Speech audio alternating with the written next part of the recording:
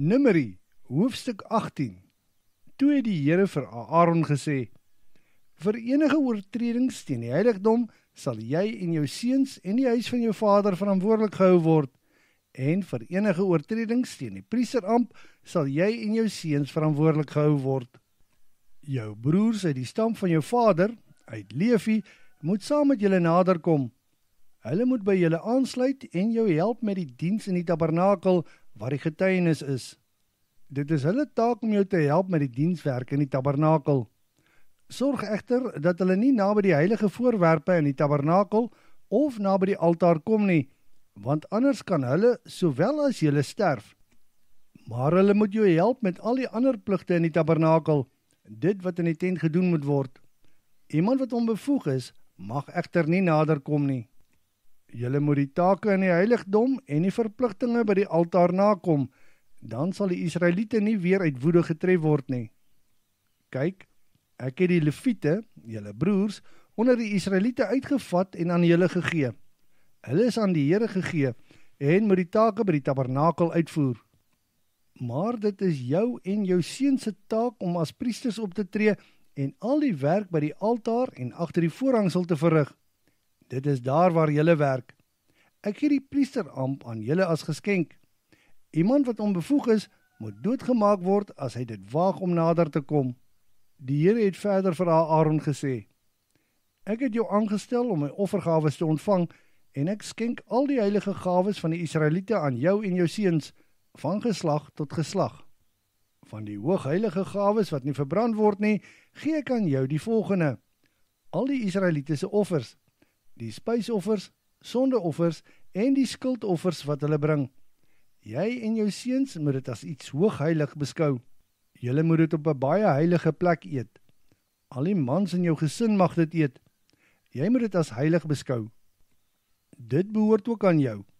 Al die beweegoffers wat die Israeliete as geskenke vir my gee, dit gee ek aan jou, jou seuns en aan jou dogters, van geslag tot geslag. Al die rein persone in jou huis mag dit eet. Ek gee ook die beste olyfolie, wyn en koring wat hulle uit die eerstelinge aan die Here bring, aan jou. Dit wat uit hulle eerste oes op die landerye aan die Here gebring word, word ook aan jou gegee. Al die rein persone in jou huis mag dit eet. Dit wat in Israel onder die ban is, behoort ook aan jou. Al die eersgeborenes onder mens en dier wat hulle vir die Here bring, behoort ook aan jou.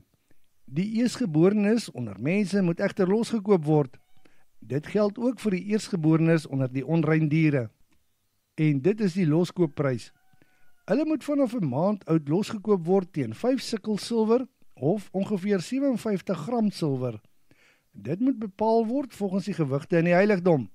En daar is 20 gera of ongeveer 11 gram in 'n sikkel. Onder die beeste, skape en bokke mag jy egter nie die eersgeborenes laat loskoop nie, omdat hulle heilig is.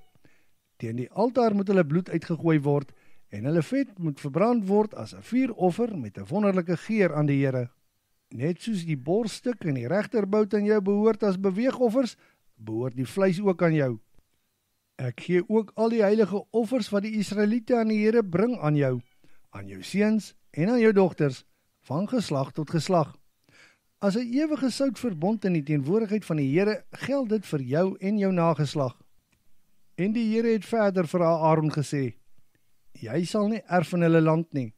Jy sal nie tussen hulle grond besit nie, want ek is jou erfdeel, die deel wat jy tussen die Israeliete moet kry. En aan die Leviete gee ek al die tiendes van Israel as hulle erfdeel, omdat hulle die werk by die tabernakel moet verrig.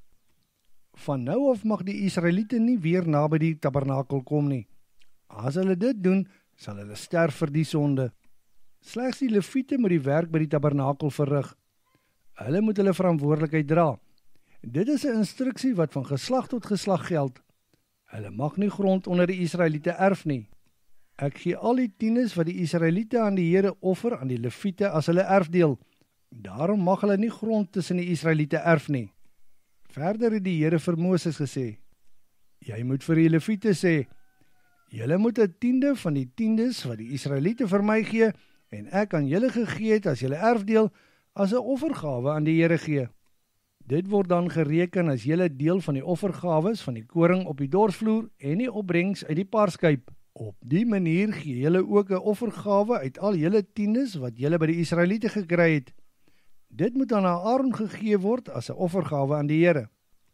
Julle moet die hele offergawe uit julle gawes vir die Here gee. Die beste uit julle gawes moet julle as 'n heilige gawe gee. Verder moet jy vir hulle sê, wanneer julle die bestes uit julle gawes gee, sal dit gereken word as julle deel van die offergawes van die koring op die dorsvloer en die opbrengs uit die parskuip. Julle en almal in julle huisgesinne mag dit eet.